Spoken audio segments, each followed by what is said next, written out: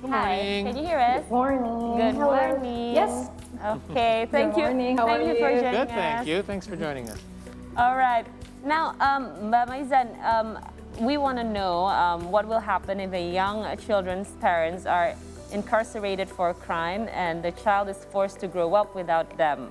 Maybe you can talk to us about this condition. Okay, so if we are looking at it through a wide perspective, there are both positive and negative consequences of this. Okay. Let's start from the positive ones. Like there are high tendencies for parents who are involved in crime to pass down negative moral judgments and values towards their children. And then there are strong links as well about the tendencies to have domestic violence and substance abuse for people who are involved in crime.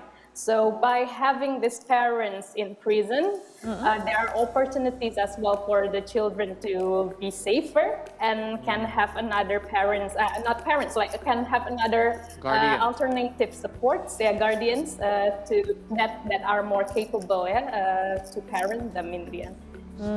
But for the negative ones, of course, it's something that can induce trauma because like child would lose their attachment figure, and also like there are certain occasions as well that the children have to be evacuated from their city. They have to lose their friends from school. So they would face some difficult situations, but with an adequate support or treatment, I think these things can be resolved in the end. Okay, so Maizan, you're a mental health practitioner.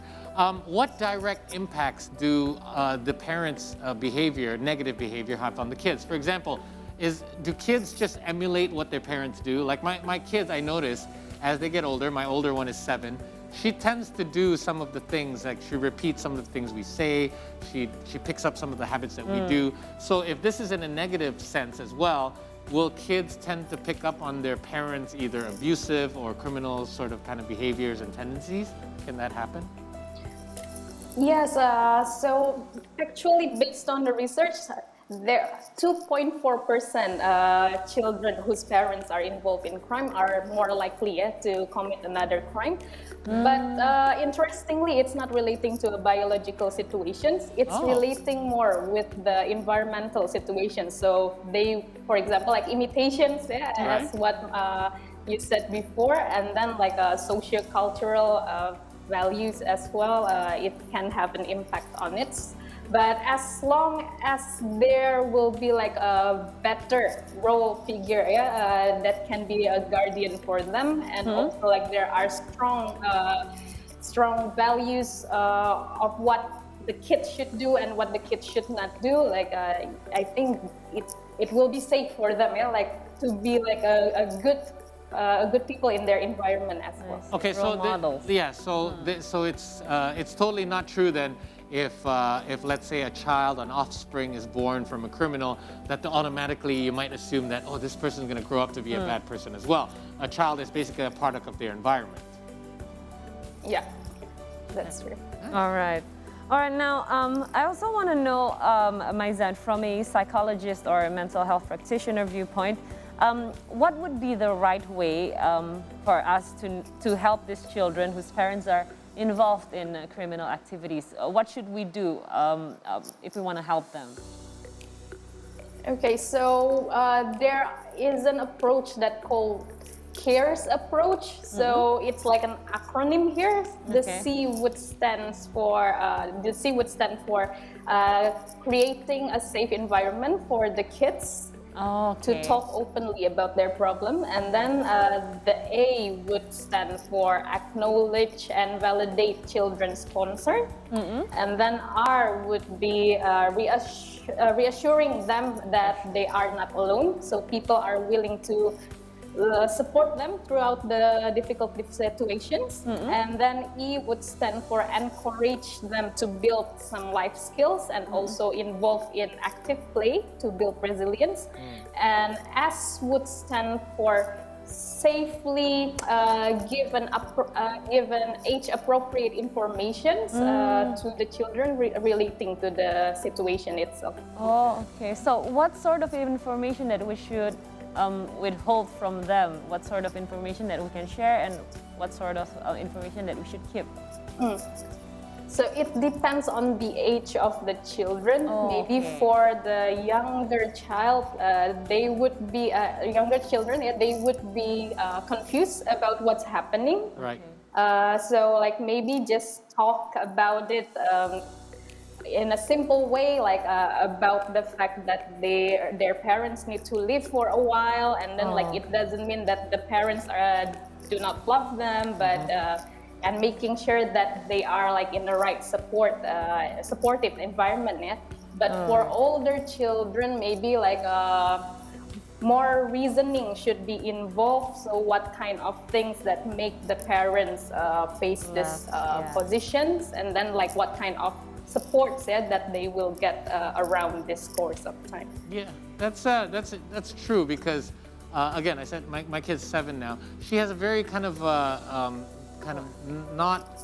non-accurate idea of the legal system. For example, I told her we have to wear our seatbelts, otherwise those those cameras, those traffic cameras will capture us and I'll get a ticket. She thinks if that happens, we're going to go to jail. So kids don't understand the level of severity when it comes to crimes and what the punishment will be. But she knows that it's wrong. She knows that it's wrong, and she said the police will penalize you. But she thinks every penalty is going to jail. So, so let's talk about that for a minute then.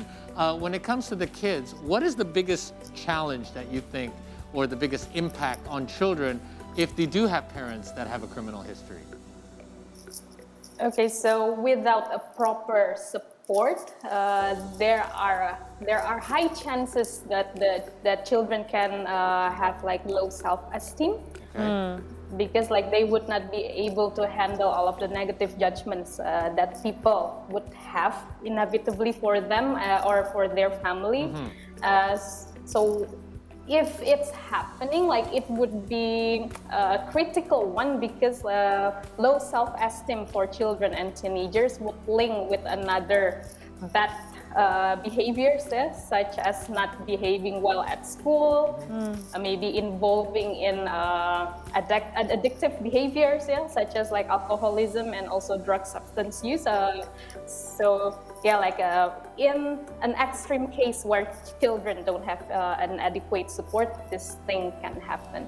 Yeah. So what do you think is the best way for a child to approach a situation where, like the first point you mentioned, it's a very good point. For example, if some kids can be mean. You know, so if they know like their friend, oh, your dad went to jail, they might tease them about it, and that can cause low self-esteem. What's the best way to handle a child in that situation where they have to deal with this on a social level around their friends, let's say, or school?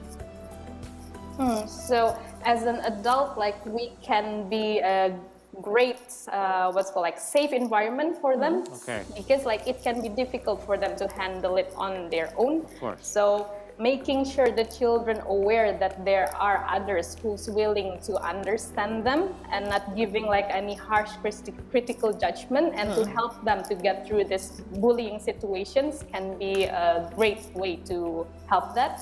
And later, like we can also promote more resiliencies in the children, and also like help them to acknowledge, like there are certain things that we can control, and there are certain things that we cannot control as well. So in terms of something that we cannot control, maybe it's just better to not deal too much about it, while something that we can control, maybe teach them how to respond to this difficult situation that they can have from their environment. That's true. You can use it as a teaching opportunity as well. Teaching moment. Now, also Maizan, we also want to know, will the bad action of their parents can affect the child's life in the future? Let's say if they don't receive the support that they needed when that bad thing happened. Yes, because as what I mentioned before, like if they have low self-esteem during this course of period, like it is likely for them to get like negative judgment from their surroundings, even maybe threat, if it's like a big case that's happening.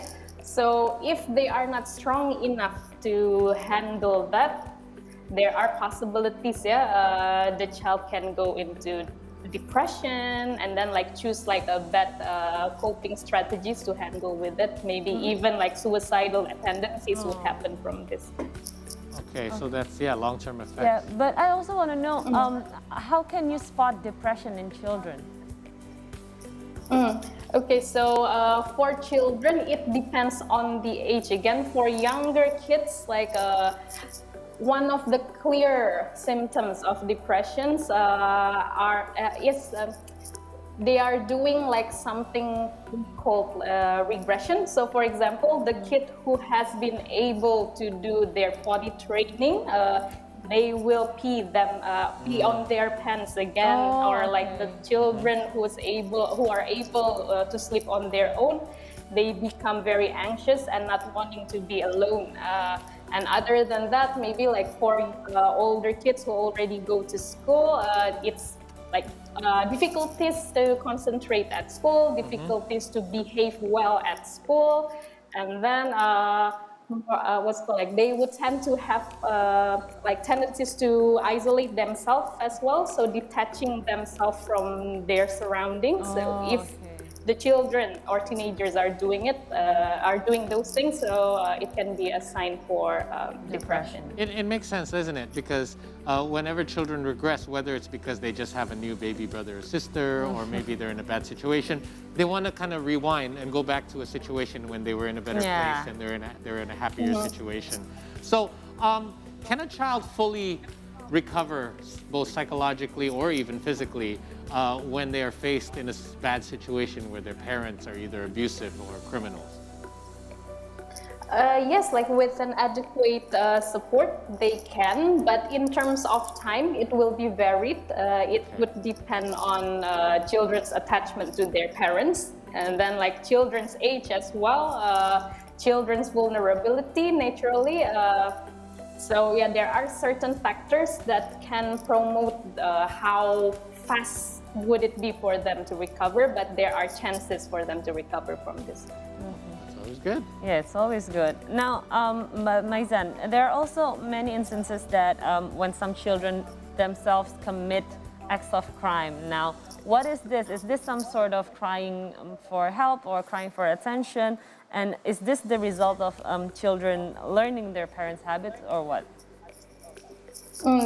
There would be certain factors that would influence that. The first one, like imitations from the environments can play a good role on that. Or like personal issues, such as like communicating the things that they crave for, like attentions. Maybe it can also be a good predictor.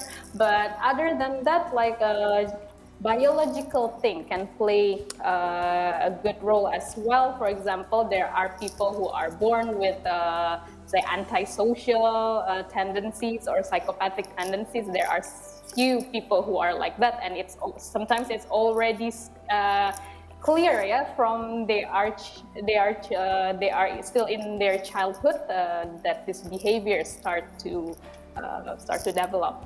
Right. So I've got one quick question. Earlier we mentioned that parents can be problematic. I mean, we are adults. Adults face problems all the time. When it comes to criminal activities or abusive behavior, I think it seems a little bit more clear-cut, like the effects that it has on kids and what you should or shouldn't do when it comes to abusive situations. But we also mentioned divorce as one of the problems that kids or parents can face, and kids are the ones that suffer the impact. So what to do when kids are faced with parents that are divorced? Because co-parenting is a solution, but that's only a solution to the parents for what they can still do to try to keep the family together, even though the parents are apart. Okay, so first thing is to share an honest information about it. So just tell the kids, we're doing this not because we don't love this family, but we already tried, for example, but it's not working anymore. But assuring them that they still have, they would still have a chance to have an adequate love from their parents would be important as well. And other than that, yeah, like check for the signs of depressions or anxiety within the children, yeah, after they know about this information. And if in the end the children not really responding well towards that, maybe involvement from professionals might be needed, so the children can have someone that they can share about their concerns, yeah, and having someone who would help them without like any personal judgment or bias. Right. And as you mentioned, I guess age has a lot to do with this as well. As the kids get older, they'll understand more and you can explain more to them. But the young kids, those are the ones that are heavily impacted at times, but we don't know how big the impact is. So again, it's been kind of a weird mixed feelings topic for me. I don't like talking about this, but unfortunately the harsh reality is that We have to talk. parents do encounter problems and kids are the ones that are impacted by it. So we do appreciate your time into sharing your insight in regards to some of these issues and how to handle them. You're welcome. Thank you. Thank you, Maizan. Maizan. Have yourself a Thank great day. you. Wow.